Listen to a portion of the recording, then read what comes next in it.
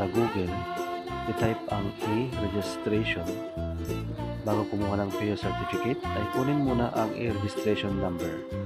Sa mga may dati ng may e-registration, mag-login at i-type ang email address.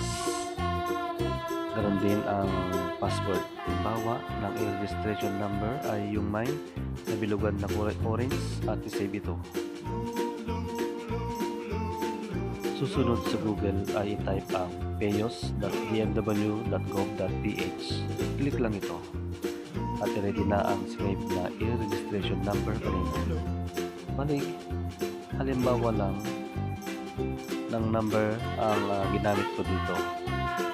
Ilagay ang apelyido at pangalan, and then pindutin ang proceed. Huwag din kalimutan professional, skilled or household worker. Sa dito na module 1 hanggang module 8. Pwede itong full screen, i-press lang ang tatlong tuldok at i-press ang arrow para sa kung ano ang susunod.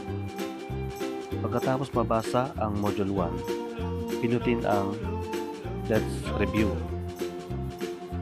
May mga tanong na kailangan sagutan. Ituloy lang hanggang sa matapos ang module 1 to 8. Kapag tama ang masagot, congratulations! Pwede nang i-print ang certificate. Ito ang aking PAYOS certificate.